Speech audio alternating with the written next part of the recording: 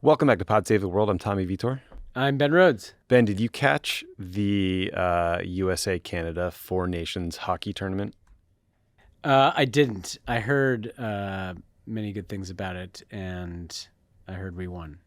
The only thing that matters is there were 3 fights in the first 9 seconds. yeah. Literally. Well, I mean, there's a lot of, there's lots of booing, tariff, frustration. There's all the conflict, all the Trump-Trudeau conflict was spilling out onto the ice, and these were beating the life out of each other. It's like the Cold War used to heighten the drama of like the U.S.-Soviet hockey games.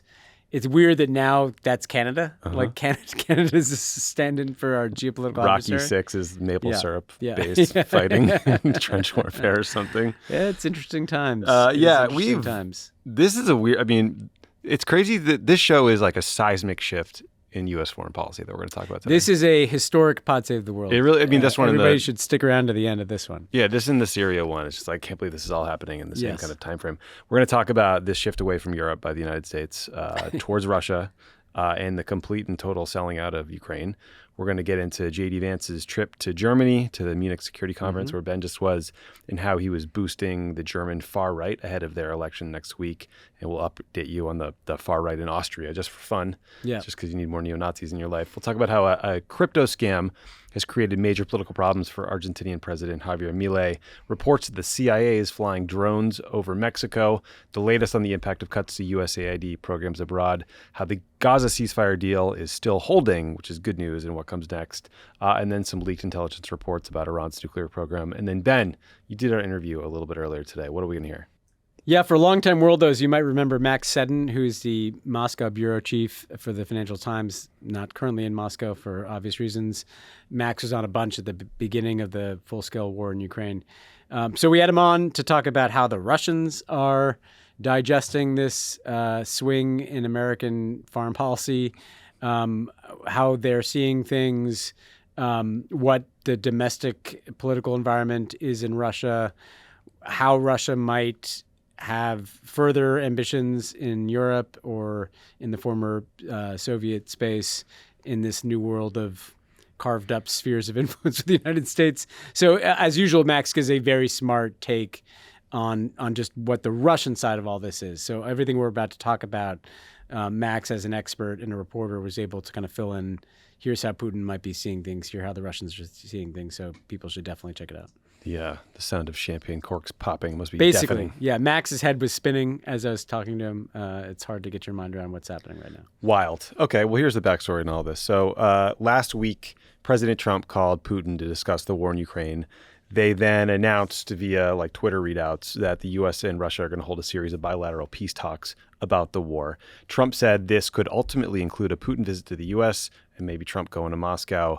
But the call itself effectively ended, 3 years of Western isolation of Putin and the Russians after the full-scale invasion of Ukraine in 2022. And neither this call nor the diplomatic process that Trump and Putin agreed to included a role for Ukraine or for the Europeans. Earlier today, Secretary of State Marco Rubio, National Security Advisor Mike Waltz, and Trump's special envoy to the Middle East, Steve Witkoff, held the first round of these talks in Saudi Arabia. And Ben, I do want to plant a flag right here now and say that is too many senior people and big egos for one set of negotiations. I think they are going to knife each other. Yes, yeah. Also the Middle East envoy being in the Russia talks is interesting. Yeah. It goes to show how arbitrary the Trump foreign policy team is going to be in terms of who does what role. That's a really good point. And not there was Keith Kellogg, who was supposed to be in charge of diplomacy around this war. Yeah. So we talked about that with Max a bit, but the key point is that the Russians didn't want Kellogg in the talks because Kellogg had been pretty hawkish. Kind of hardliner, We talked about on this podcast, Kellogg was giving Fox News interviews, which Trump surely saw, about the need to escalate, ramp up weapons to Ukraine to put them in a stronger position heading into negotiations. The Russians are like, we don't like that guy. Right. So the Russians kind of selected who they want to negotiate with, which is never what you want in a situation like that, and sent Kellogg to what is literally the kids' table to Trump, which is Europe and Ukraine. Nice. So I don't think Keith Kellogg is going to be calling the shots here. No. So Rubio, Waltz, Wickoff, they met in Saudi Arabia with Sergei Lavrov and Yuri Ushakov, top foreign policy officials with Putin. Here's a quick clip of Rubio speaking in Riyadh about these talks. For 3.5 years while this conflict has raged, or 3 years while it's raged, no one else has been able to bring something together like what we saw today, because Donald Trump is the only leader in the world that can. So no one is being sidelined here. But President Trump is in a position that he campaigned on to initiate a process that could bring about an end to this conflict. And from that could emerge some very positive things for the United States, for Europe, for Ukraine, for the world. But first it begins by the end of this conflict. And so the only thing President Trump's trying to do is bring about peace. It's what he campaigned on. It's something the world should be thanking President Trump for doing. He's been able to achieve what for 2.5, 3 years, no one else has been able to achieve, which is to begin this process, a serious process. Obviously, a lot of work remains before we have a result. But President Trump's the only one that can do it. He almost says bring the two parties together, but then he realizes, no, they didn't even try to do that. It's Yes. just the U.S. and Russia in the room. Yes. So this is obviously the beginning of a long process. And Russia, I don't think, is really incentivized to move quickly because they can just bleed Ukraine dry at this point. But according to a report in Fox News, what was discussed today in Riyadh was a 3-stage plan that includes a ceasefire, elections in Ukraine, and then a final peace agreement. Ukraine they're operating under this martial law declaration. Zelensky, I think, understandably says he can't hold an election in the middle of a war. He needs the fighting to end to safely hold an election. So this U.S. demand that Ukraine hold new elections is pretty shocking. Agreed to with Russia. I mean, just think about that. Yeah. The U.S. and Russia agreeing that Ukraine has to hold an election without talking to the Ukrainians about it. That is wild. I mean, the fighting's ongoing. Putin's hardly a democratically elected leader. There's a pretty recent history of the Russians intervening in meddling in Ukrainian elections. So, it's all a mess. All of this happens. These talks in Riyadh happened a couple days after Pete Hegseth gave a speech in Brussels at NATO where he said it was unrealistic for Ukraine to ever join NATO or get back the territory they lost since 2014. Trump they tried to walk back the Hegseth speech, then they walked back the walk back. So it doesn't matter. Yeah. Ben, let's pause there. So, we should not be surprised that these talks are happening given what Trump said he was going to do in the election. But it is still, like we started, this is a seismic shift in U.S. foreign policy. There are global repercussions. It comes after JD Vance went to Germany and effectively told the Europeans to fuck off. We'll get to that in a minute. But what did you make of the talks in Saudi Arabia that you've seen and the proposals that have leaked out so far?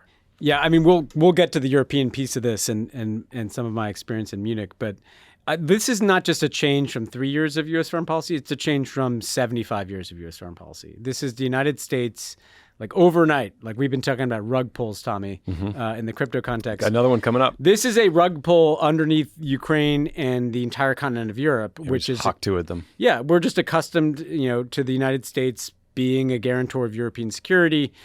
That was founded for two purposes. One, to defeat the Nazis, and now we're for the Nazis. We'll get to that with JD Vance. And two was to kind of fortify Europe against the Soviet Union and then Russia, and that appears to be gone. You cannot overstate what a dramatic shift this is in the U.S. position. It's absolutely absurd to think that you're negotiating the end of a war with only one of the parties of the war. The Ukrainians have lost tens of thousands of people, many more injured, many more displaced over the last 3 years. And they were the ones invaded, and they don't get to be at the talks. And the Europeans are the ones that have been supplying the weapons with us in larger numbers, if you add up the total number of weapons. EU plus member states, yep. So we're just essentially saying our allies, our friends, and the people that were invaded are not allowed to participate in the peace talks that we're having with Russia that, when you listen to the talks, seem to also be about oil and natural resources. Right. And, Rubio's talking about China. It's absolutely an insane. I mean, I would have expected, some kind of talks, obviously, given what Trump said. But I actually would have assumed that the Ukrainians might be invited to the talks, Right. So to cut them out. For optics alone, to cut them out entirely is so extreme and so punitive to the Ukrainians who did nothing wrong here. They're the ones invaded, that it's hard to even get your mind around that. That's the first thing. Well, do you want to hear Trump's response when he was asked what Yes. he says to Ukrainians who feel disappointed they were not part of these talks? He was also asked in the same clip about whether the U.S. supports this Russian push for new elections in Ukraine. Let's listen. They're upset about not having a seat. Well, they've had a seat for 3 years and a long time before that. This could have been settled very easily. Just a half-baked negotiator could have settled this years ago without the loss of much land, very little land, without the loss of any lives, and without the loss of cities that are just laying on their sides. You have those magnificent golden domes that are shattered, will never be replaced. You can't replace them. Well, we have a situation where we haven't had elections in Ukraine, where we have martial law, or essentially martial law in Ukraine, where the leader in Ukraine, I hate to say it, but he's down at 4% approval rating, and where a country has been blown to smithereens, and they want a seat at the table. You could say the people wouldn't the people of Ukraine have to say, it's been a long time since we've had an election. That's not a Russia thing. That's something coming from me and coming from many other countries also. So those from a press conference Tuesday at the White House. Every time he talks about this, he blames Ukraine for getting invaded and not ending a war they didn't start. The only passion in his voice is for the golden domes and the destruction or obstruction of architecture. It's I don't know. It's shocking. I really don't want to go full 2017 I know, here, Tommy, but the try not to reality either. is that if you were sitting in the basement of the Kremlin like a year ago and you were like, what is the absolute best case scenario? It would be a president of the United States echoing Russian misinformation that it's somehow Ukraine's fault that the war started, that they missed all these opportunities to avoid the war when they were just repeatedly invaded. And what sovereign country is going to say, we're going to preemptively give up a bunch of territory to stop you from invading us? It makes no sense. So this is to a T what the Russians would want. If you look at the Hegseth comments, the key elements of the negotiation, the key things that Ukraine would have to concede are territory that Russia currently holds and no NATO membership. Some people may say, well, inevitably the negotiation is going to end up there. Well, you don't publicly concede those things at the beginning of the negotiation. That's the art of the deal, baby. And so everything I heard in Munich was essentially this was the most catastrophic NATO meeting anybody could remember, because they didn't preview that with anybody. They didn't say, hey, we're just going to go right for the end of the negotiation by making the concessions up front. They didn't talk to the Ukrainians about it, who will have to agree, by the way. The Ukrainians don't have to agree. They're a warring party. And so at some point, actually, the danger is that you're not bringing along the Ukrainians. They could just decide to fight a guerrilla war for forever. Exactly. This idea of Ukraine, Zelensky being at 4%, that's nonsense. There's never been a poll that shows that. His approval rating may be slipping a bit, but he's nowhere near what Trump says. The Russians have every interest in wanting some totally destabilizing election that polarizes Ukrainian politics. Even Zelensky's opponents, like Poroshenko, the previous president, has said, I don't think there can be an election in this context. So this is, a Russian play to further destabilize Ukraine, maybe try to get some Russian-backed candidate to kind of be a disruptive force in the election itself. Everything about this makes no sense. And then even if you look at that table, like Sergei Lavrov has been the Russian foreign minister like my whole fucking years, life. yeah. He's been there forever. You got Mike Waltz, who was elected to the House of Representatives in 2016. This guy is in over his head. Let's just name it. Marco Rubio, if any other Democratic president was doing anything like this, he'd be like lighting himself on fire on the Senate floor. Oh, yeah. He's Mr. Russia hawk. Now, all of a sudden, he's telling us all we should be thanking Trump.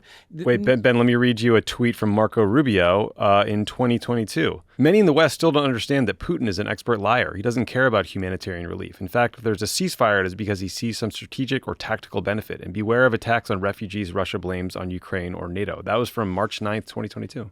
He knows better. How is anybody going to take this guy seriously? If you sell your soul that hard that you do a complete 180-degree shift on the most important geopolitical issue in the world, arguably, you're just not like Sergei Lavrov is going to like look at that guy as if he's tiny little Marco. It's disposable. He's just totally disposable. He's totally afraid of Trump. And he believes nothing. There's also this Telegraph report that the Trump people passed Zelensky like basically a demand letter that said that the U.S. would get 50% of its recurring revenues from natural resources, meaning like minerals, rare earths, and seemingly maybe fossil fuels.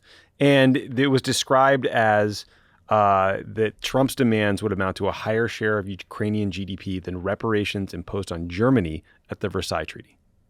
For being invaded. And so we're basically telling a country that we've been helping stay alive after being invaded, that they have to give us all of their wealth to what? To be invited to the negotiating table on how they're going to have their country dismembered and never have a security guarantee from the United States. I mean, this is cruel stuff. And I think to understand it, to pull back the lens here, and you and I were talking about this earlier, what Putin believes in is that there's certain big powers that matter in the world that have kind of spheres of influence where they can do whatever the fuck they want.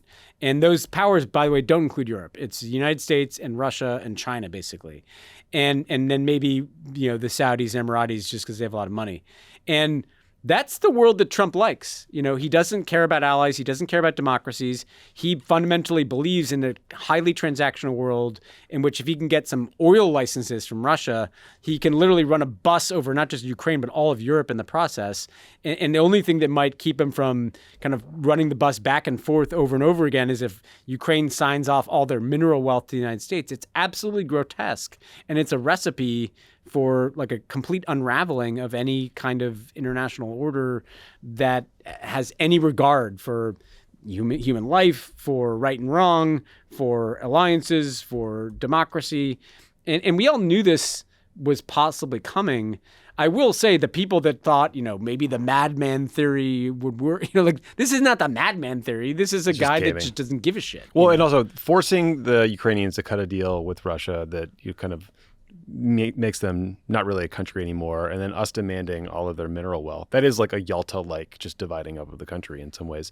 And to your point about Europe, I mean, they were completely blindsided by this. Like they tried to walk back Hegseth's comments about no NATO membership and not returning all the territory, but he was reading prepared remarks. This wasn't like a flub. This wasn't a gaffe. So Macron tries to pull together this emergency meeting of European leaders to figure out how to respond.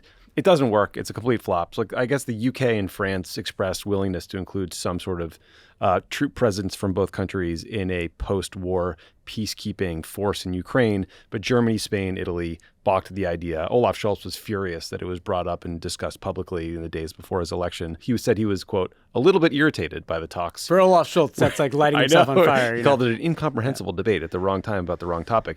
But the reason this it's not at all clear that you could implement a peacekeeping force like this, because what they're talking about is what's called a tripwire force, where the Russians know if they invade Ukraine fully and there's this international force there, then that would immediately put them in direct conflict with the U.S., major powers in Europe, NATO, et cetera. But for that tripwire force to be effective, they need to be backed by the United States. Like all those countries need to know that if their forces are attacked, the U.S. will come and get their back. And Putin needs to know that, so he doesn't do it. And also for this peacekeeping force to be to keep itself safe, to be logistically feasible, they need U.S. air defenses, intelligence, logistics, none of which you can count on from the United States right now. So Europe sort of has no recourse at the moment. Zelensky didn't know what to do. He was supposed to fly to Saudi Arabia tomorrow, Wednesday, when this pod comes out. He canceled that trip in protest, but no one cares. None of the people there care. Yeah, I mean, this is the challenge. The U.S. is cutting Europe and Ukraine out of these negotiations.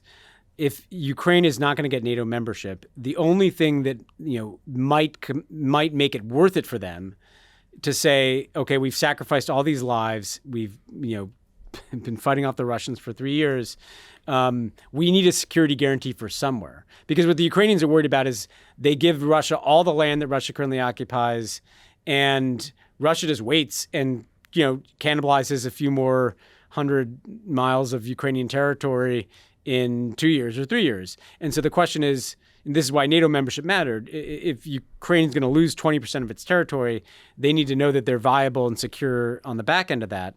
Now the U.S. is totally out of that. NATO is totally out of that. So then the question becomes, can the Europeans provide a troop presence in Ukraine that can make a security guarantee credible? On paper, it's like, okay, well, if the Europeans are talking about putting troops in that's a good thing. Well, first of all, it's kind of weird that they're not even at the table. If they're going to be a fundamental part for how an agreement can stick, they're not there. The other problem, though, is in a world in which the U.S. was actually committed to NATO and committed to Europe, number one, you might be able to make a force like that stick because the United States would be supplying it. The United States would be providing intelligence to it. Right. The United States, Europe Command for NATO would have some role in drawing up plans. If you remove the U.S. from the equation and the Europeans are just doing the most significant military mission in decades by Europeans without any U.S. participation, they're flying a little blind there. There's also the question of if it's French and Germans and then maybe they get some Poles and some Baltic countries to put troops in. Poland rolled it out. Well, so you get whoever you can in a pickup team. Who's in charge of this force? Yeah. If the Russians actually invade Ukraine, who is the commander on the ground going to call? Bob Mueller. Emmanuel Macron. Exactly. Well, that's the thing. Are they going to call? Is Emmanuel Macron in charge of British troops? Oui. Is Keir Starmer in charge of French troops? Where is the political leadership that would make decisions about what this force does and when it responds? On paper, tripwire force sounds great, right. But in practice, there's like a billion questions, particularly if the U.S. isn't involved. And so this thing is moving really fast. The Ukrainians can say, no, we're not going to participate in negotiations. But if the U.S. withdraws support and Trump is hammering away at Zelensky and Putin is grinding away at the front line, boy, that could be an even darker outcome where the Ukrainians kind of start to collapse on that front line because they're not getting the support from the U.S. The political support is evaporating. Putin feels emboldened. I mean, this could go wrong in a lot of ways. Yeah, this could go bad in the long run, in the short run. Yeah. Dan, we're going to take a quick break, but weird President's Day, huh? It's a tough timing for us.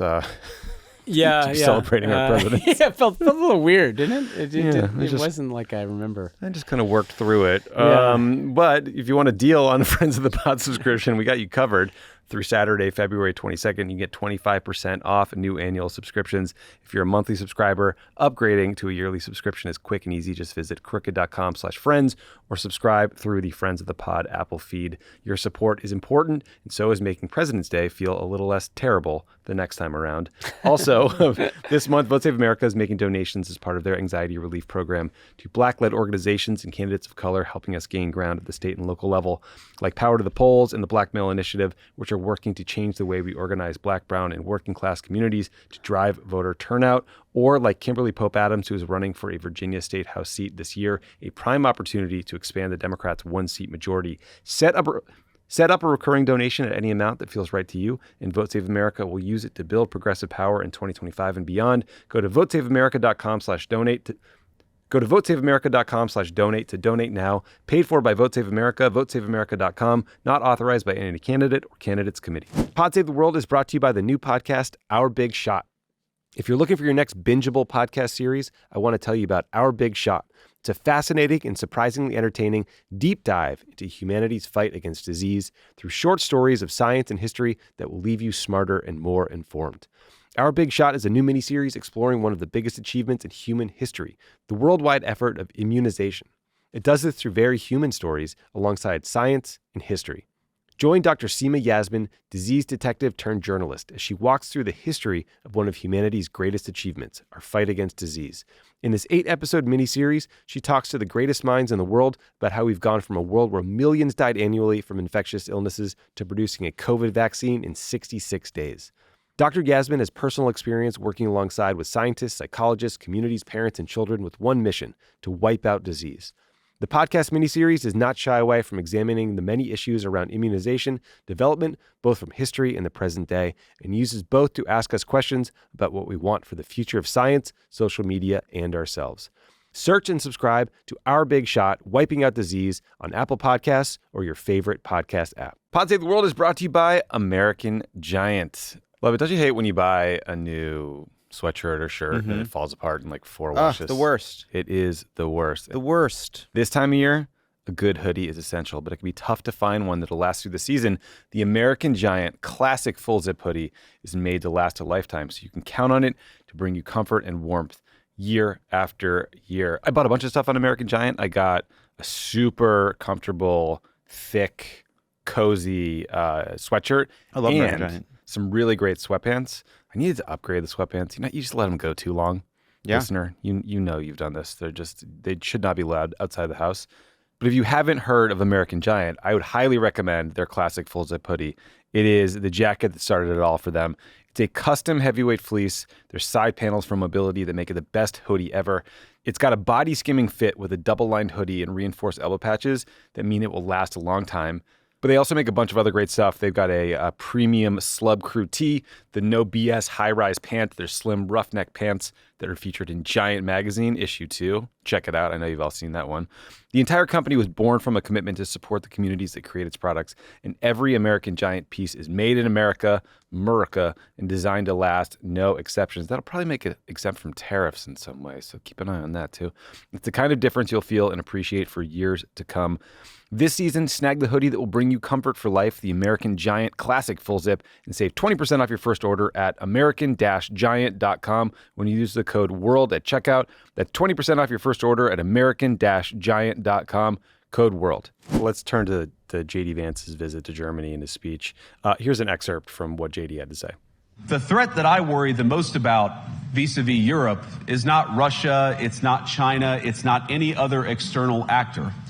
And what I worry about is the threat from within, the retreat of Europe from some of its most fundamental values, values shared with the United States of America. I look to Brussels, where EU commissars warn citizens that they intend to shut down social media during times of civil unrest the moment they spot what they've judged to be, quote, hateful content. If you're running in fear of your own voters, there is nothing America can do for you. Nor, for that matter, is there anything that you can do for the American people who elected me and elected President Trump. Commissars are, Communist Party officials, Yeah. usually responsible for some sort of political education. So it's a very nice message from JD. So, Ben, despite all that we just talked about the war in Ukraine going south, the death, the destruction, the hellscape for Ukrainian people over the last 3 years, JD decided to lecture Europe about social media censorship. I do not recall him or Trump ever raising concerns about censorship with Viktor Orban during his many visits to the United States, for example, but consistency is not their thing. And then on top of that, JD Vance specifically criticized German political parties for refusing to work with the AFD, which is the far-right political party in Germany. All of these German political parties refuse to work with the AFD or go into coalition with the AFD because they are so extreme and seen by many Germans to be the heir to the Nazi party. And while in Germany, JD Vance blew off Olaf Scholz, the current chancellor from the Social Democratic Party, and he met with Alex Vital, the head of the AFD. And we've discussed on this show that Elon Musk has repeatedly boosted the AFD. He did a Twitter Spaces chat with Vital, the AFD leader. He spoke at an AFD rally. And the reason this matters so much right now is because Germany has a federal election on February 23rd. It seems quite obvious that Vance's comments were designed to help the AFD in that election or to pressure other political parties to work with the AFD down the road. Right now, German political analysts think the most likely outcome of this election is the CDU getting the most votes. CDU is Angela Merkel's party, the traditional conservative party in Germany, and that they will go into coalition with the Social Democrats, who will likely get third place, which would make the CDU's leader, Friedrich Merz, the next chancellor. But the AFD is polling at 22%, something in there.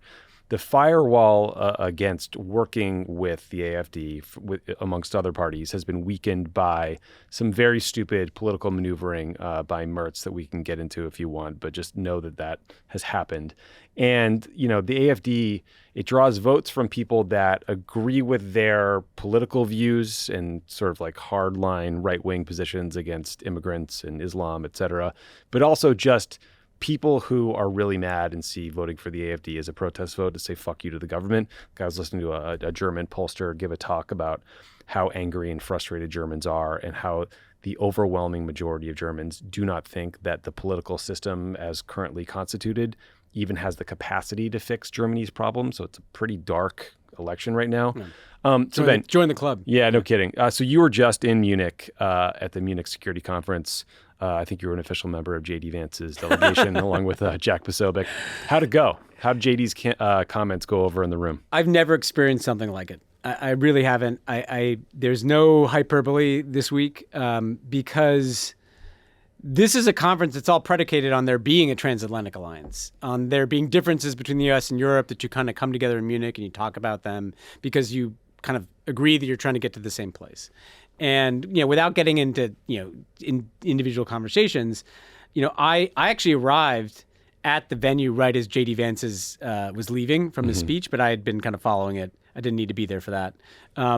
Over the course of the next, day or two, I was in rooms with European prime ministers, foreign ministers, senior people. They looked like they had seen a ghost. I mean, it was like nothing I'd ever experienced in that not only had the U.S. done this rug pull on Russia and Ukraine, which was destabilizing enough because Europe is just trying to figure out, wait a second, how can we continue to support Ukraine, which is our own security, because they see Ukraine as an extension of European security. It's this kind of bulwark, buffer between them and Russia. But then for JD Vance to come, and let's be very clear, the AFD are the legacies of German neo-Nazis. This is the German far right. This isn't even like, the National Front in France or National Rally in France, which we don't like either, and is also Putin-backed. These are German Nazis, They downplay the Holocaust. They use Nazi slogans and claim they don't know what they're doing. Parts of the AFD are under surveillance by German intelligence because they're so extreme. Been dubbed extremist groups by Germans themselves. Yeah. And for JD Vance to go there and take his anti-woke ideologies and apply them to the entire continent of Europe, to back the far right, to refuse to meet the sitting chancellor of one of the most important countries in the world is insane enough. I will tell you that I was sitting at a dinner with some of these people when the news broke that he'd actually met with the AFD leader, and these people are looking at their phones and it was literally just not knowing what the world is anymore. Up is down, down is up. This suddenly the United States is aligned with far right movements in their countries against them at the same time that the United States is aligned with Vladimir Putin and his ambitions in Ukraine against them and the Ukrainians. Just think of the whiplash. This is not to say Europe is perfect. It is to say that it's good if the far right is not in charge in fucking Germany, okay? It's good if Vladimir Putin can't run roughshod over Ukraine, and they don't know what to do. I mean, clearly they need to band together. Clearly they need more of a pan-European policy. That's hard when European has this kind of fractious politics to begin with. So there's the immediate term question like you raised in German politics itself. Friedrich Wirtz, the CDU leader. Look at you with the German pronunciation. Yeah. How about that? I'm just back from Munich. Someone just went abroad. He's poised to win. He's moving way right. This is not Angela Merkel, right? Big time. He's talking about sealing borders. He's, Well, we should say, short version is he put forward a hardline anti-immigration vote in the Bundestag, knowing that it could only pass if the AFD voted for it, which is seen by almost everybody as, if not in practice, in spirit, a breach of the firewall sort of agreement. Yeah. And what this could do is it could just break that consensus against AFD inside of Germany because, if he moves so far right, he can't form a coalition with the Social Democrats, for instance. Well, then all of a sudden you might be looking at the AFD being in the German government and having this kind of far right government in Germany, right? With a French election coming up, in the next couple of years that could bring the far right to power in France. And then what kind of world are we living in? This is starting to feel like the 30s a little bit and not in, there is no good way it could feel like the 30s. So JD Vance, he has this kind of smarmy note. The guy's 40 fucking years old, right? I know. And he's sitting over, he has no experience in foreign policy really. And he's just going to go pull a pin out of a grenade and throw it in the middle of Europe. In 2016, he was calling Trump a Nazi. Yeah. This is just, words fail, No, I know. I think it's worth repeating that Trump has more in common, just sort of culturally in terms of values, with the Russians and the Saudis than he does with any of those leaders in Europe. And JD Vance is there to sort of parrot them. And he prefers that system, the leadership style. Trump prefers spending time with them. The only good news I heard, Ben, is I was listening to a editor at Der Spiegel talk about the election and some of Elon Musk's bullshit. And she said that it could backfire. So far it seems like it has, in part because moderates don't really like Elon Musk. They think he's a prick because they're smart. They read the paper. And AFD voters, some of them are anti-American or anti-capitalist, and it backfired in that sense. So maybe JD Vance's nonsense will do the same. I was texting with someone in the Social Democratic Party the other day who said that like it was such brazen election interference that it didn't go over well. That said, around the same time, there was another horrific attack by an asylum seeker in Germany. This guy drove a car into a group of people in Munich, killed a bunch of folks, which, I think immigration was already probably a top issue in terms of salience in this upcoming election. But it almost seems like you're seeing this happen again and again in Germany. I think in Austria, there was a knife attack where there's asylum seekers, Syrian or Afghans, who are attacking and murdering people, almost as if like their actions are designed in a lab to boost the far right. Yeah. I mean, unfortunately, we're talking a lot about Nazis in this podcast. But part of what's also dangerous is this historical revisionism, right? Yep. So first, you mentioned the Brussels bureaucrats or the commissars as if they're like Stalinist because they have regulation in Brussels. But let's go back to the Elon Musk thing when he did the dialogue with the AFD leader. Yeah, Alice Weidel. And they basically called the Nazis socialists. And communists. I'm shocked I have to do this, but I've been doing some deep reading on the Nazis just to kind of get ready for what's coming maybe here. And let's bear in mind that Adolf Hitler literally came to power by forming a right-wing alliance, and the way he was able to pull the conservatives in to his, becoming chancellor was to kind of mobilize a right-wing front against the Social Democrats and the communists. And then after the Reichstag fire, what he did is he basically killed all the leadership of the communists and the Social Democrats. The Night of the Long Knives, which you may have heard of, was literally the roundup and killing and imprisonment and concentration camp sending of the Social Democrats, right? This is not the fucking left, okay? This is the far right. And I hope this isn't working in Germany. I hope that maybe there's some good nationalism in the sense of like, hey, stay out of our politics, JD Vance and Elon Musk. But what I worry about is this kind of erosion of just historical memory, because the whole reason we have all these alliances and organizations and conferences is to not do that again. Yeah. And JD Vance seems to be is playing with the worst kind of fire in the worst kind of places. Yeah. So, this election's on Sunday. We'll obviously cover it next week. Maybe this will be okay. There'll be the Grand Coalition, which is the CDU and the SPD. Maybe they don't, maybe combined though, those two parties don't get to 50% and they can't form a coalition and they have to bring in another third party. Maybe it's like the Green Party, which, kind of sounds fine on paper, but in practice, they just can't agree on anything. So you have an unworkable government. And I think the government kind of failing like that or dissolving again will often boost the far right. So this is a very important election, one to watch, and it really sucks that our own vice president is making it worse for all of Europe.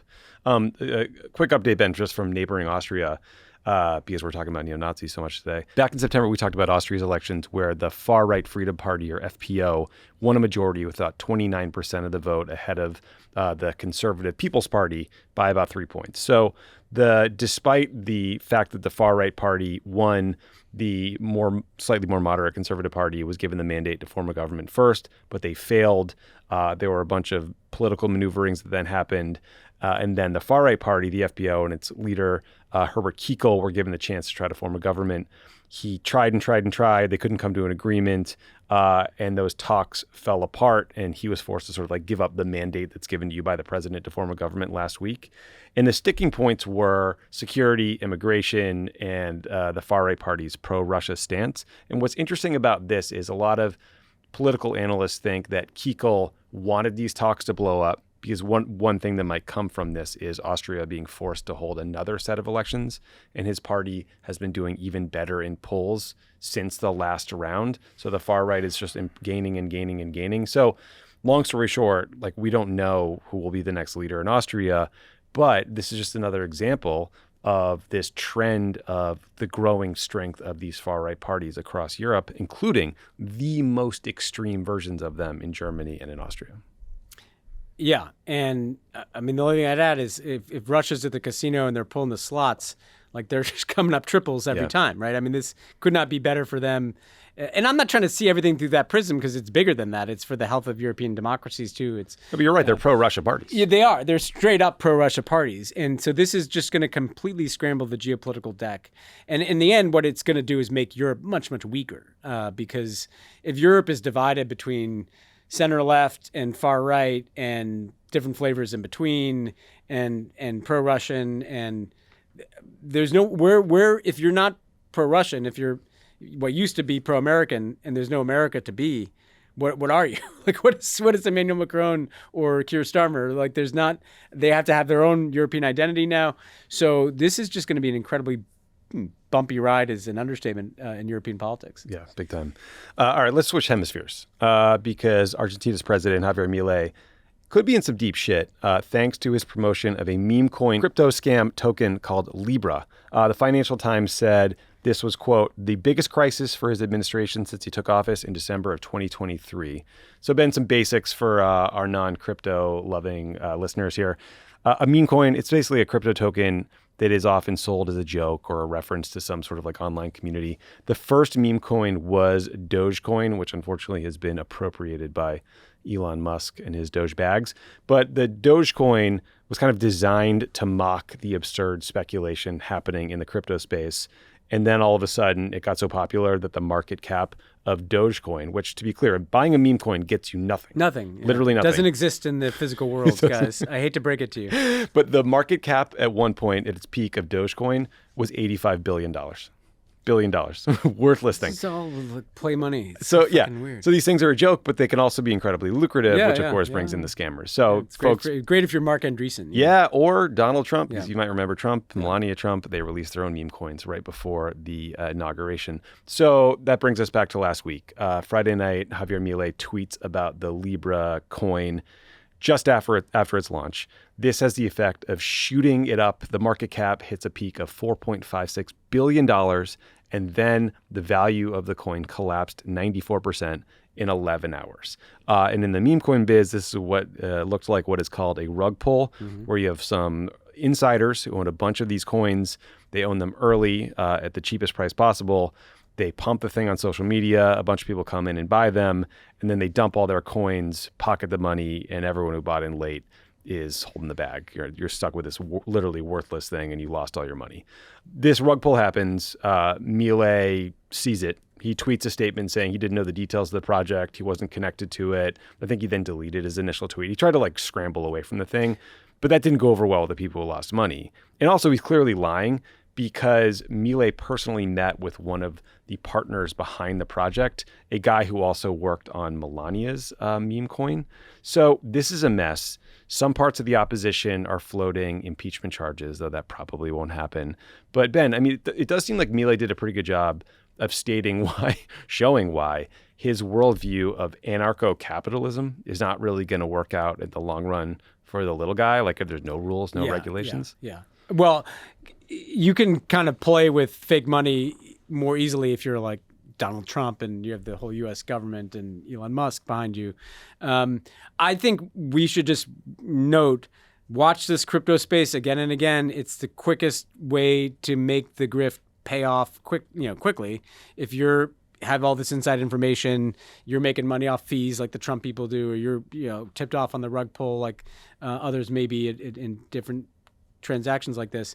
And I think what people need to wake up to around the world, in this country, in Argentina, everywhere else, is like there's this kind of weird, these guys are disruptors and they're shaking things up and they're breaking the establishment. They don't give a shit about you. No. They're just trying to get rich. I mean, they're just, like if the worst case scenario is there's some like Russian hand mine and everything, it could be quite simpler, which is that like these are just a bunch of corrupt plutocrats enriching themselves at everybody else's expense and laughing at us, just like and laughing mainly at their own followers, right? Like the people they had the least respect for, because I'm not buying the fucking meme coin Libra or Melania. It's fans of Milei. They're fans. It's fans of of Milei, fans of Trump. And they're just screwing their own people over and over and over again with these grifts and getting really, really rich.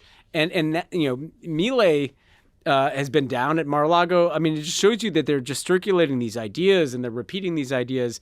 And it's one of the most rampant forms of like looting and corruption that we've seen, that these leaders are getting elected on kind of this weird masculine libertarian populism, and then just relentlessly screwing the people that voted for them. Fucking the people that voted. Yeah, eight wallets linked to the Libra team cashed out over $107 million.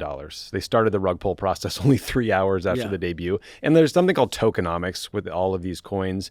And like good tokenomics have an overwhelming amount of the supply, like 80-90% locked up over the course of several years. So you can't rug pull. But in this case, 82% of the supply was unlocked and sellable from the very start. So this thing was designed for this exact scenario to happen. And Milei clearly just didn't care. I mean, he's an economist, but he didn't look into this. But let me read you this response from Milei to his critics, Ben. Quote, "To the filthy rats of the political caste who want to take advantage of this situation and do harm, I want to say that every day they confirm how vile politicians are, and they increase our conviction to kick them in the ass." Yeah, on the record quote. It's like, I've heard this kind of garbage from him for a while.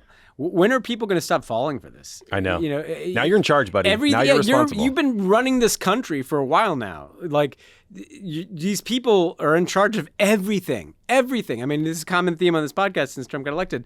You're in charge of everything, and you're grifting your way left, right, and center. And then whenever you get caught with the grift, you attack politicians who have no power. Like, you're fucking president. Stop talking to me about politicians. You are the politician. I know. Like, you are the president of this country. And you see all these right-wingers celebrating Milei on the internet and being like, wow, he got rid of their deficit. But they don't also talk about the fact that poverty increased to like 53% in the first half of last year. Because he doged the country. Like, he got rid of all social services. And so, great, there's no deficit, but there's no food on the table. Yeah. All right, Ben, let's turn to Mexico, because we're recording this currently in Hollywood, where we love a good reboot. And so I thought you would be excited to learn that the CIA is rebooting the war on drugs to make it more like the war on terror. That worked so well. Yeah. But both of those worked so well. We're gonna GWAT this thing. Merge them. Yeah. So John Ratcliffe, the new CIA director, he says he's going to shift CIA resources to a counter-narcotics mission and apply insights from the agency's 2 decades of combating terrorist networks to fighting drug cartels in Mexico. This is a quote from the Washington Post. Someone talked to them on background about the plan. Quote, "Lessons learned in the counterterrorism realm are applicable to the counter-narcotics missions and the counter-cartel mission. The full weight of those has not been brought to bear on this problem." The New York Times reported that the CIA began operating secret drone flights over Mexico during the Biden administration.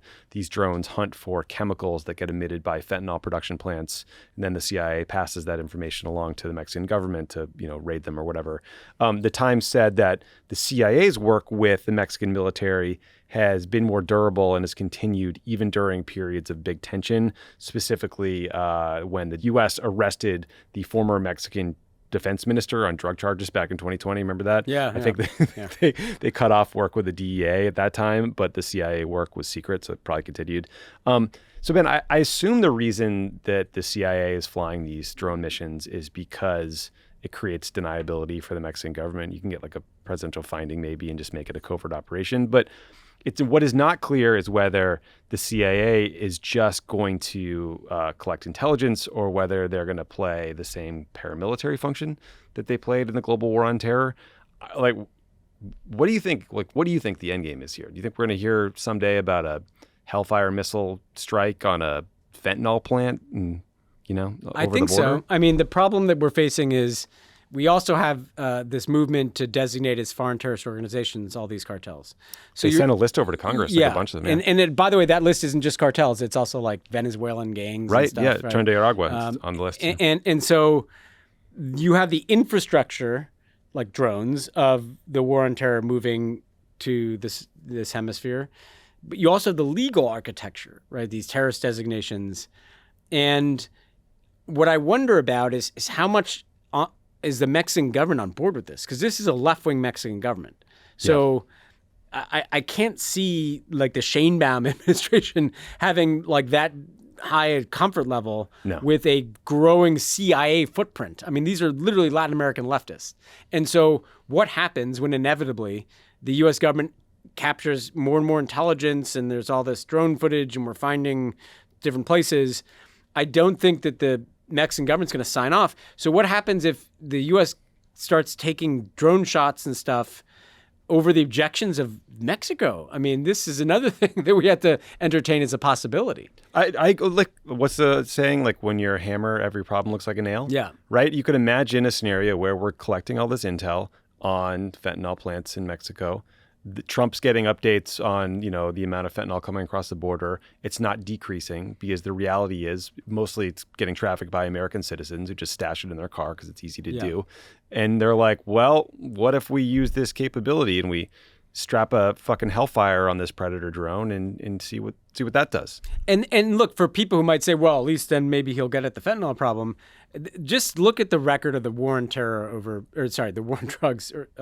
Both. The number of jihadists went up exponentially under the war on terror, and the amount of drug trafficking has gone up exponentially in the time of war on drugs. Whatever short-term benefit you might get by picking off a cartel leader or a fentanyl lab is not. If people in this country want to buy fentanyl, they'll find a way to buy it.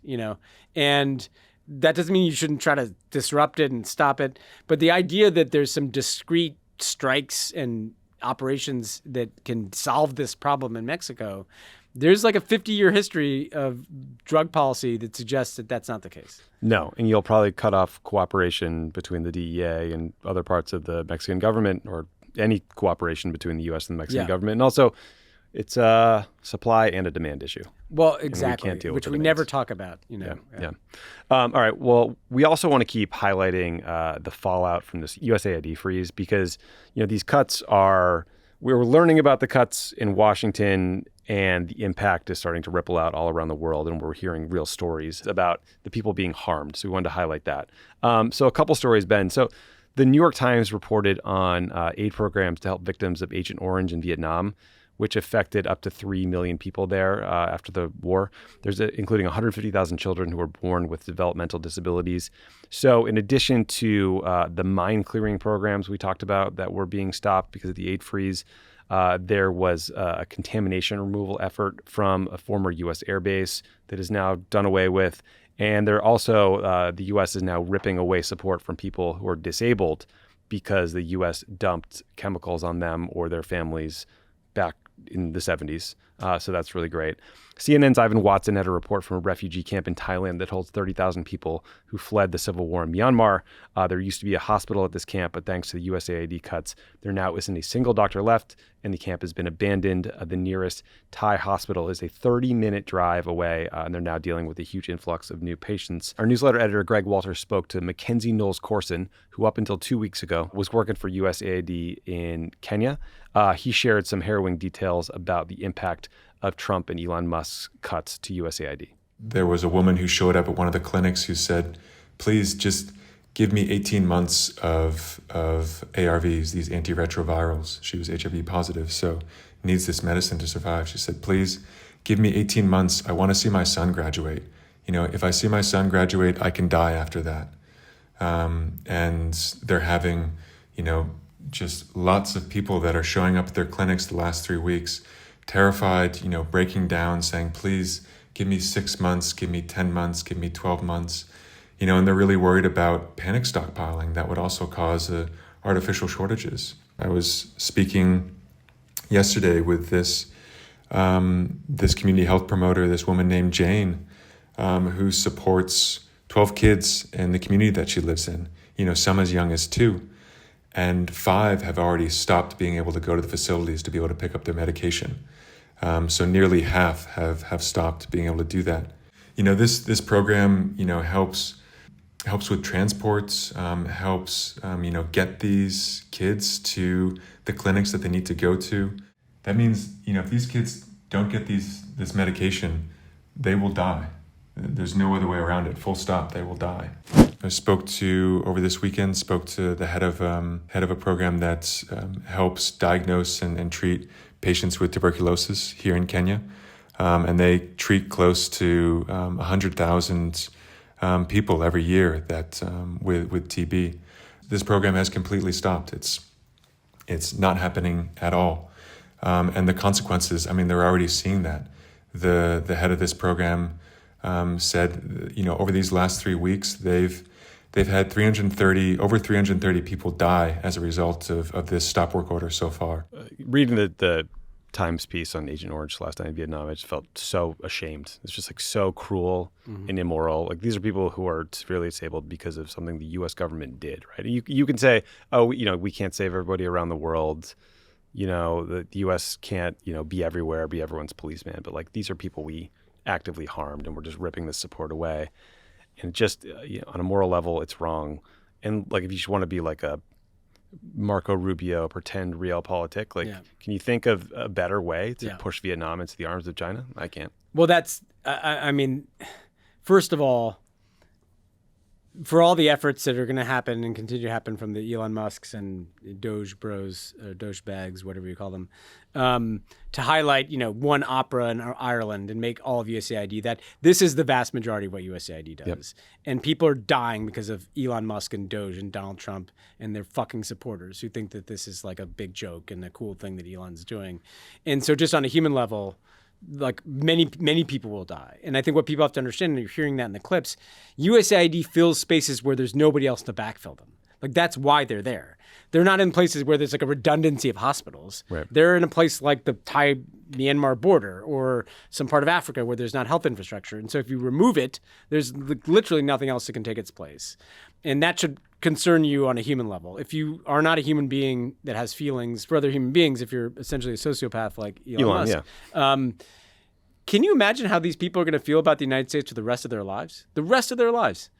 And these quote unquote strategic, Africa, Southeast Asia, we are pissing off much of the world in ways that I don't know how we ever come back from it. I mean, I hate to, we can try, and I hope we do end up trying in a few years, but this is not an American news cycle issue. This is like a moral issue that will stick to this country forever. And I don't think voters voted for this. They might not love foreign aid in a poll, but they also think it's 10% of the U.S. budget, not less than 1%. If you said to them, do you think we should cut off U.S. support to a bipartisan program created by George Bush, supported by Barack Obama, and every single member of Congress that has saved 25 million people, including kids with HIV/AIDS, they would say, of course we should continue doing that. Yeah. But we're killing off these incredible life-saving programs. Some of the most successful things we've done as a country. Yeah. For what reason? Because so Elon can do what he did at Twitter. Pay for a tax cut for the richest people in the world down the road. Well, there's that too. Okay, two more things we'll get through before we get to Ben's interview. So last week we were very worried about the ceasefire in Gaza holding after Hamas had threatened not to go through with the next scheduled hostage release, and then Donald Trump said a bunch of insane shit that seemed designed to blow up the talks. Fortunately, the deal held. The hostage releases continued on Saturday with 3 Israelis coming home and a bunch of Palestinian prisoners being released. This week, Hamas agreed to release 6 living hostages, which is actually double the original planned number. They'll be released this coming Saturday. This is in exchange for the Israelis allowing mobile homes to Gaza and also allowing in heavy machinery that can comb through the rubble for bodies. Also this week, Hamas is set to release the bodies of 4 hostages, dead hostages, including members of the Bibas family who are still being held. Cherie Bibas, her 4-year-old son, Ariel, and Kafir, their 9-month-old baby, were all taken on October 7th. They all died during captivity. Hamas says they were killed by an Israeli airstrike. That has not been confirmed, but I think the fact that Hamas would kidnap 2 babies has become kind of like the defining example of their fucking evil and cruelty. Yarden Bibas, their father, was released from captivity earlier this month. He was one of the men who looked like a Holocaust survivor, and he gets to go home to a house with no one. So this war is just hell on earth. In response to these hostage releases by Hamas, Israel said they are going to free all women prisoners and prisoners under the age of 18 who are arrested since the October 7th attacks. That has, I think, created a pretty unreasonable debate, Ben, about whether you're a prisoner or a hostage if you were just kind of picked up for not doing anything after October 7th at Gaza, but conversation for another day. But bigger picture, the first phase of the ceasefire ends on March 2nd. I mean, they've sort of sped up the release of the hostages, so the first phase will be complete pretty soon. The talks for the second phase have not officially begun. Reuters reported that indirect negotiations for phase 2 are going to begin this week. Steve Witkoff, Trump's Middle East envoy, seemed confident. He says he told Fox News that phase 2 is absolutely going to begin. That's a quote. I saw earlier today there's reports that the Israelis and Hamas are both going to send teams to Qatar to negotiate. So those are all good signs of progress. And I hope Steve Witkoff is right and he's not too focused on whatever he's doing in Saudi with the Russians right now. But Ben, I mean, the thing I keep thinking about is like whatever political incentive Hamas had to actually get to phase 3 of this deal, the reconstruction phase, kind of went out the window when Trump decided that we're going to ethnically cleanse and occupy the thing. I mean, like trying to understand how this works now. Yeah, it's good that this didn't get derailed. It's good that phase 1 is still moving forward. I just think, this gets exponentially harder at each juncture. And so long as the operating plan is the Riviera, in Gaza, we're not going to get there. So the thing to watch is how the phase 2 negotiations go forward, how people start talking about actual reconstruction, who's responsible for administering security in Gaza, whether there's still an ethnic cleansing plan on the table or not. But this does show there seems to be a real mutual interest between, believe it or not, the Israeli government and Hamas to not see the phase 1 go away. And that's good. And hopefully that can be a basis for getting to those more difficult issues. And hopefully they can kind of, I don't know, I just don't think the U.S., Witkoff seems to have played like a constructive role here. You kind of want Trump to not be that focused on it because, the Riviera plan is not going to be one that sells. No, you want Trump to shut up. I'd also love to see certain former Biden officials shut up and stop writing op-eds. Yeah, Brett McGurk, we should just name this. Brett McGurk op-ed in the Washington Post is totally bonkers, alternative reality stuff. Like, that Israel did nothing wrong. I mean, it was just... Only Hamas was to blame. This is just not what anybody was reporting ending at the time. And notably, nobody else from the Biden administration is even making that exact case. So... not helpful, but really gross and awful. The other thing I saw a lot, Ben, online was there was a report in the AP on February 6th that said at one point the Biden administration had talked to the Egyptians about maybe moving Gazans out of Gaza for the war temporarily and then moving them back in long term.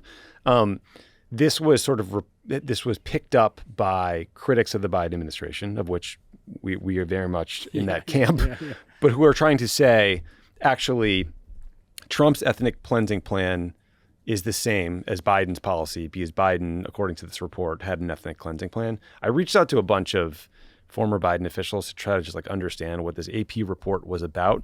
And what they said had happened was right after October 7th, Tony Blinken flew to Israel. Netanyahu pitched them on the idea of moving civilians out of Gaza for the war. In any other part of the world, that's not a crazy idea. But obviously, given the history there and the Nakba and everything else that happened, that's a non-starter for the Palestinians, for the Palestinian leadership. Tony knew that, but Tony was probably thinking, I don't have to deliver this no to Bibi. I'll take the idea to Arab capitals, including to Egypt, and run it by them and get the hard no from these guys, El-Sisi, and then bring that message back to Israel and relay it to Bibi. I think that diplomatic process got relayed as the U.S. pushing for the ethnic cleansing of Gaza, but that's just not at all what happened. No, and look, people should be able to think enough, and we've been plenty critical of the Biden Gaza policy, but there's a difference between floating different ideas in private diplomatic channels and giving a press conference standing next to the Prime Minister of Israel and calling for ethnic cleansing and the construction of real estate, hotels in Gaza. It's just not the same thing. Yeah, and I've seen people that I think are smart and respect equating those two, and it's guys, we don't need to do that. We can be critical of the Biden policy without turning it into a Trump cartoon. Yeah. Final thing, Ben, I just want to highlight some reporting in the last couple of weeks on Iran's nuclear program. So the Wall Street Journal had the headline, Israel sees opening for strikes on Iranian nuclear site, U.S. intelligence finds. The Post seemed to have gotten the same document. It said Israel likely to strike Iran in upcoming months, warns U.S. intelligence. This intelligence said Israel is likely to attempt a strike on Iran's nuclear facilities in the first 6 months of 2025. Trump had recently I think truthed or tweeted, quote, reports that the United States, working in conjunction with Israel, is going to blow Iran into smithereens are greatly exaggerated. So that suggests he's leaning towards a more diplomatic solution.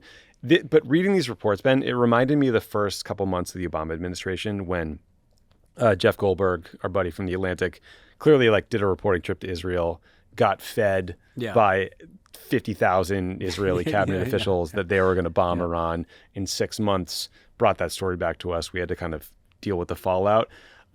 This is a little different because, this reporting in the Journal and the Post is coming from some sort of leaked U.S. intelligence product. But the net effect is the same thing, which is a pressure campaign on the United States to do something with respect to Iran's nuclear program soon, or else Iran's going to take action. Now, I'm not sure how that pressure campaign works with Trump because, I don't know, I just don't know what he thinks about this. But it was weird to see these reports, and I wonder what you made of these leaks. I mean, it could be one of two things. Either it's people that are, in the U.S. intelligence community who are worried about Israel doing this and are just trying to kind of get this out there to spark some debate about it. Or it could be people that want Trump to kind of prioritize this issue and do something or else, which is what it always was with us. I will say, Trump himself does not seem to be that inclined for the Iran war. I mean, it seems lower probability than Greenland, at this point, which doesn't mean it couldn't ever happen. But he seems to always have been a little careful about, getting into another Middle Eastern war. So the question to me becomes, would Israel actually bomb Iran's nuclear facilities kind of over Trump's objections? And stranger things have happened. But I don't know. This feels like posturing. Everybody knows Trump is going to possibly explore diplomacy, or he might not, and go the pressure route. And I think this leaking is part of kind of the alignment of pieces to kind of just try to accelerate the timeline in which something is done here. But given the nature of the global environment, what I've always been worried about with Trump is that there's so much chaos that Israel's like, well, let's go now, because people's attentions are in 9 different places, but the problem is if they do that, then the Iranians could hit the Gulf, and all bets are off. Yeah, I think at the end of the day, Netanyahu's preferred outcome would be drawing the U.S. into this to do his dirty work for him, like with everything else, and bomb Iran's nuclear program. But I hope Trump will resist that. Yes, yeah. And weirdly, Trump has resisted that to date, but he can change on a dime. I mean, he's been better at resisting BB's bullshit than more recent presidents. Yeah, exactly. Yeah, that's true. Okay, we went very long. A lot to talk about. We're going to take a quick break, and when we come back, you're going to hear Ben's interview with Max Seddon about how the Russian side is viewing all the machinations happening in Saudi Arabia today and in Europe last week. So stick around for that. Pod Save the World is brought to you by Haya. Typical children's vitamins are basically candy in disguise, filled with 2 teaspoons of sugar, unhealthy chemicals, and other gummy additives growing kids should never eat. That's why Haya created superpowered chewable vitamins. Haya fills in the most common gaps in modern children's diets to provide the full body nourishment our kids need with a yummy taste they love. Formulated with the help of pediatricians and nutritional experts, Haya is pressed with a blend of 12 organic fruits and veggies, then supercharged with 15 essential vitamins and minerals to help support the immune system, energy, brain function, mood, concentration, teeth, bones, and more. It's non-GMO, vegan, dairy-free, allergy-free, gelatin-free, nut-free, and everything else you can imagine free. Haya is designed for kids tune up and sent straight to your door so parents have one less thing to worry about. I know Charlie Favreau is a huge fan of the Haya vitamins, loves them. And he's grown a foot since he started using them. Yeah, he can be a picky eater. And he speaks Portuguese. It's amazing. It's amazing. Playing Mozart. The kid's a genius. And if you're tired of battling with your kids to eat their veggies, Haya now has Kids Daily Greens and Superfoods, a chocolate-flavored green powder designed specifically for kids, packed with 55 whole fruit ingredients to support brain power, development, and digestion. Just scoop, shake, and sip with milk or any non-dairy beverage for a delicious and nutritious boost your kids will actually enjoy. I stopped by the Favre's the other day, and Charlie was like, "Ay, como va?" I was like, "What the fuck?" We've worked out a special deal for Haya with their best-selling children's vitamin. Receive 50% off your first order. To claim this deal, you must go to hayahealth.com/world. This deal is not available on their regular website. Go to hayahealth.com/world to get your kids the full body nourishment they need to grow into healthy adults. Pod Save the World is brought to you by Manukora. Are you looking for something simple and delicious to add to your wellness routine? Sure am. Yeah, I'm a big smoothie guy. I want a little Manukora honey would be good in that. You'll get a little bit of sweetness. Sure. but not too much and not sugar. So I not made like an that. orange cake the other day. You did. It was very I good. did, and I actually realized I could have used Manakura honey in there That would have been good. instead of sugar. Next time. Manakura honey is rich, creamy, and the most delicious honey you've ever had. It's ethically produced by Manakura's master beekeepers in the remote forests of New Zealand. Manakura honey contains powerful nutrients to support immunity and gut health. The bees collect the nectar from the Manuka tea tree in New Zealand. The nectar is packed with bioactives, and the honey that is produced has 3 times more antioxidants and prebiotics than your average honey. A special antibacterial compound called MGO also comes from the nectar of the tea tree. Manakura third party tests every single harvest for MGO and makes these results available through their QR system. It's a game changer, and all you need is 1 heaping teaspoon each morning to get the most out of the amazing bioactives and Manakura. Though, of course, you can use more if you want to cut out other sweeteners. But it's basically a honey with superpowers. Now it's easier than ever to try Manakura honey. Go to manakura.com/world to get $25 off their starter kit, which comes with an MGO 850 plus Manuka honey jar, 5 honey travel sticks, a wooden spoon, and a guidebook. That's manukora.com/world for $25 off your starter kit. All right, I'm very pleased to be joined by Max Seddon, an OG guest on Pod Save the World from the early days of the Ukraine war when he helped us figure out what was going on. He's the Moscow bureau chief of the Financial Times, currently based in Berlin, given how difficult it is to be the Moscow bureau chief. Max, welcome back to the podcast. Thanks for having me. All right, so I just wanted you to really help us unpack. There's been so much focus on how the Europeans are responding to the recent developments between Russia and the United States. I was in Munich, got an earful about that. Obviously, a lot of focus on American politics, but I really want you to help us understand how the Russians might be looking at this. Just from your reporting and your analysis over the years, how do you think that Putin and the Russian government are digesting this, call from Trump, this upcoming meeting in Riyadh, this blowback from the Europeans and Ukrainians to Trump's policies? Just generally speaking, how would you characterize your understanding of the Russian reaction to these events? Well, the Russians have tried to play this down and express, cautious optimism. But I think looking at what Trump's team have said and Trump himself, this has really gone about as well for them as it possibly could have. And the Russians didn't really have to do anything to make it happen. They haven't budged an inch on any of Putin's pretty maximalist demands that are more or less unchanged since the start of the war. And the United States has just, in a matter of about a week, completely fallen into their lap. It's made some major concessions already on U.S. policy, and it appears to be ready to accept a large swathe, at the very least, of Russian demand. So I think if you're Russia, you really have got to be pretty thrilled about the way this is going. To think where we were a month ago and compare it, even 2 weeks ago, and compare it to now, it's like 2 different worlds. The idea that you could have at at the palace where this was taking place in Riyadh today, you had the U.S. and Russian flags side by side. That was completely inconceivable, and now it's just the reality we live in. Yeah, I'm curious. You mentioned the changes. Hegseth basically concedes that Ukraine is not going to be in NATO, that Ukraine's going to have to give up territory, kind of de facto acknowledging Russia's annexation of large swaths of Ukrainian territory.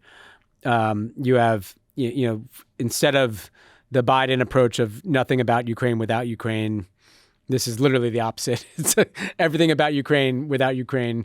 You look at the Russian press, the Russian media, which is a pretty good window into kind of what the Kremlin wants out there. What has been the nature of the reaction to this, as you just kind of look at Russian media, and what might that say about how the Kremlin's looking at things?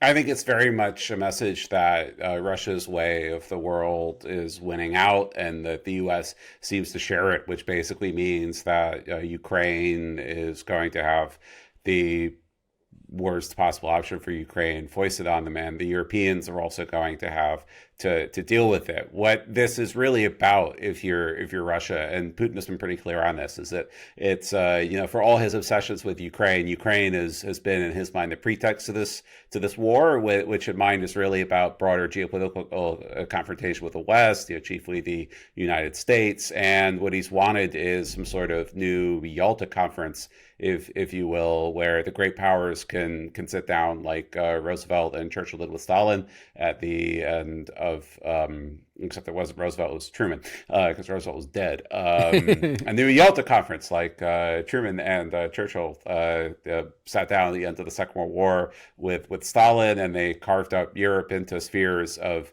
influence. And that's very much what he has been pushing for. And it looks like with this very transactional view of the world that Trump has, that he's been able to push the buttons of the U.S. really spectacularly. I was just watching again just now this clip from the TV spot that the American delegation did, where Rubio was saying, we're very excited that this all goes well, that we'll be able to partner with Russia on a whole range of issues. And really, this has been Putin's dream. This is the message that Russia has been putting out on TV and through all their official mouthpieces throughout this war, that this is really a matter for two great powers to discuss. And that is an enormous triumph for Russia. Just the fact that this meeting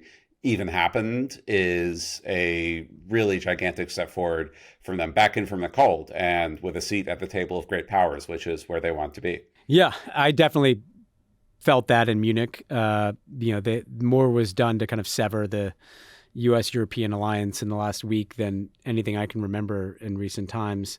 On the Ukraine piece itself, if you read, what Hegseth said and how, you can kind of read between the lines of what is being indicated, it does sound like, the U.S. might be okay with Russia essentially de facto controlling the parts of Ukraine that they're currently in, the U.S. taking NATO membership off the table. Those are two pretty huge Russian positions. But is that enough? I mean, because you could also look at it and say, well, Putin has the advantage on the battlefield now. Why not try to grind this out for another year, accumulate some more territory, solidify control of the parts of Ukraine that Russia has tried to, claim as annexed? Do you think that Russia might drive a harder bargain, or do you think that they could accept essentially a frozen conflict on their terms and that leaves them in control and kind of, diminishes the standing of the Ukrainians and, fractures the Europeans? Is that enough, or do you think Putin might want more?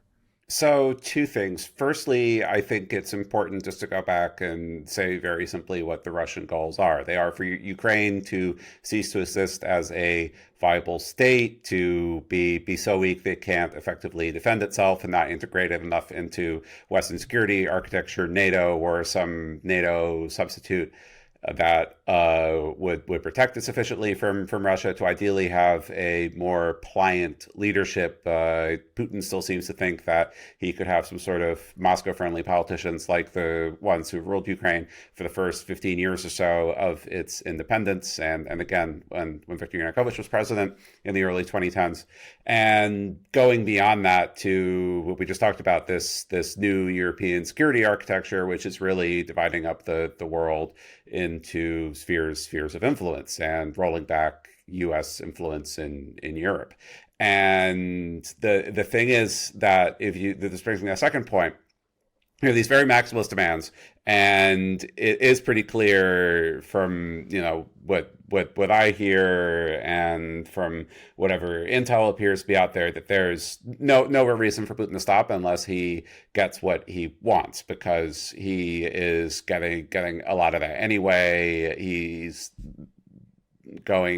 He's basically already secured, even before Trump took power. It wasn't realistic that Ukraine was going to get to NATO. It wasn't realistic that they were going to give up their territories. So it wasn't necessarily that Hegseth was wrong to say that, because that assessment isn't that different from what you would have gotten from the Biden administration or European ally. But the second point is that these things are supposed to be leveraged, because these are policy steps that the United States can take, right? And what is just extraordinary to me is the U.S. has basically conceded all of that, some of it before the negotiations even begun. And again, today, there seems to have been a pretty big focus on the lifting of sanctions and on economic cooperation between Russia and the U.S.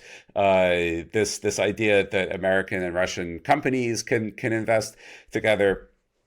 Let me remind you that under U.S. law right now, most of this is illegal because of sanctions. So, and you would think, that what is the point of sanctions? You could, argue a lot, and people have, looking at Russia, Iran, Iraq over the years, Venezuela, about whether sanctions are effective in achieving political goals. But the whole point of having sanctions, and Trump himself has said this, is that these are supposed to be the carrot. This is the leverage that the United States has for making concessions. And Keith Kellogg, the special envoy for the conflict, who has been not only has he been sidelined from talking to Russia, and he wasn't there today, but the White House also let the Kremlin basically announce a personnel decision today. Yuri Ushakov, Putin's foreign policy advisor, said that Kellogg wasn't going to be talking to Russia. He was only going to talk to Ukraine and Europe, and Trump was going to appoint someone else who was going to be the U.S.-Russia person on Ukraine. He knows this well, and it was a big part of his plan. He made this very clear, but it seems that has all gone out the window. And that is just what is, I think, the most remarkable thing about this, is that evidently Trump wants to get a deal as quickly as he can, and he isn't very interested in using any of the leverage that the United States has. And if you're Russia, you can't be anything but thrilled about that. So there are two other ways in which Russia could potentially flex its muscles or interfere in European security that I want to put to you, and just get your assessment of what we should be looking at, worried about. One is politics. And so if I look at the JD Vance speech in Munich about traditional Western values and the need to kind of embrace the AFDs of the world, the far-right parties in Europe, sounded a lot like what Putin's been saying for years. There are these traditional Western values that are kind of separate from democracy, and they're kind of nationalist in nature, and they're traditional Christian cultural values. So the first question is, how concerned should we be, or how much of an opening is there for Putin to kind of come in behind? He's supported some of these far-right parties in the past, obviously has relationships with people like Orban that are better than other Europeans. And then the other is just the near abroad of Russia. If there are spheres of influence, if I'm in Georgia right now, if I'm in Moldova right now, perhaps even in the Baltics right now, I suddenly am kind of concerned that Russia may feel like they have a carte blanche from the United States to have a sphere of influence. I mean, where do you look for the potential for further Russian interference, aggression, flexing in these kind of political spaces in this new reality? So let's separate Western and Eastern Europe for a minute, because I think there are some important distinctions that need to be made. I am a very ardent proponent of the theory. This was sometimes hard to get across during the first Trump administration, but really, this was not something that Russia created. These were tendencies that were happening already in American, European society. The rise of populist parties and right-wing parties, backlashes against globalization, immigration. We don't need to go into that. And I think if you're Russia, you just look at European politics now, as well as Trump coming back, and there's this book about the KGB's plans to influence the third world that's called "The World Was Going Our Way." And I think if you're Russia, absolutely, you do think the world is going your way. And in France, it's entirely possible that Marine Le Pen might finally become the president in Germany, the AFD is expected to do very well at the elections later this week. In Austria, you have this party that is likely to form the government. They are currently in coalition negotiations right now, if I'm not wrong, because I don't know very much about Austria. That is actually a partner of United Russia. Putin's party, they still have this partnership. So I don't think they need to do very much. I think there's enough that's going on in Western society, Western European society, where if you're Russia, you feel very much like the things that Vance talked about in Munich are going your way. If you think about the former Soviet and Soviet occupied countries, I think there is a bit of a difference there because it's more about how Russia perceives threats. Georgia, they've basically sorted that out. You have this authoritarian, Moscow friendly, in as much as any government in Georgia can be Moscow friendly. They've done a effective job of suppressing opposition to drifting into the Russian embrace. There's no prospect of Georgia joining NATO. Moldova is more problematic for them to influence now, especially that's one consequence of the war, because Transnistria, the enclave with a small Russian troop deployment there, is basically cut off now from Russia being able to influence it seriously, and the government just about squeaked through the pro-EU referendum there. But the real issue is the Baltics, and not just the Baltics themselves, but what the Baltics means about European security, because this is the absolute nightmare scenario if you are a NATO advocate, is that seeing how Trump feels about European security, which is basically, you do it, so much for the American security umbrella that NATO is built on. Go deal with it yourselves. Okay, thanks, bye. And by the way, here's the bill. And what the scenario has always been is that you have these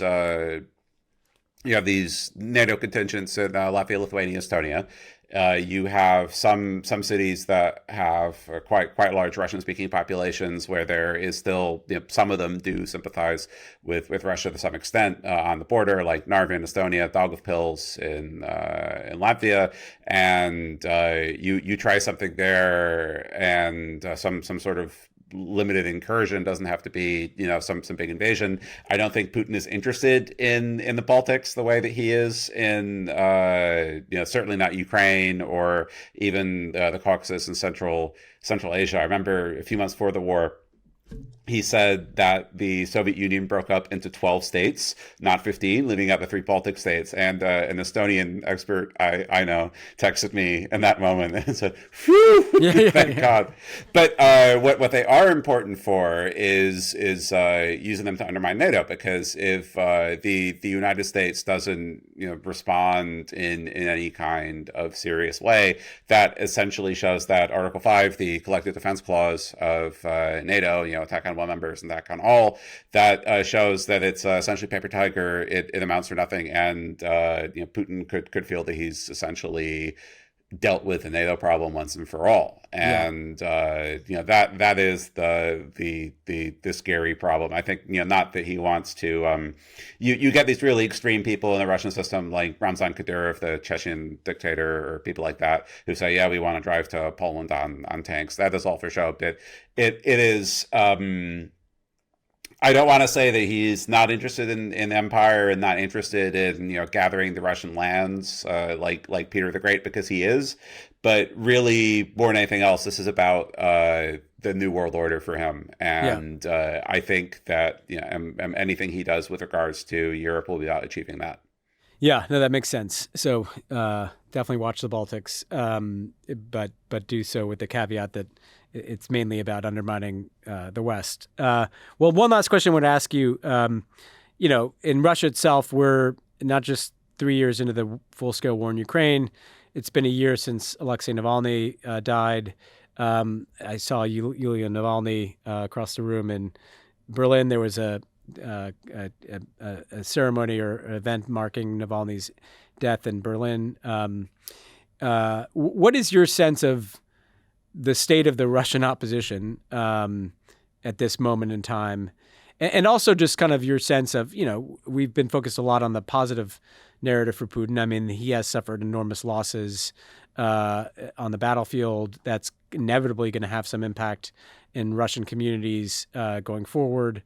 How would you characterize the state of internal Russian politics at this moment related to kind of Putin's control and the absence of an opposition, or the potential for there to be, if not opposition, at least dissatisfaction with how things are going there?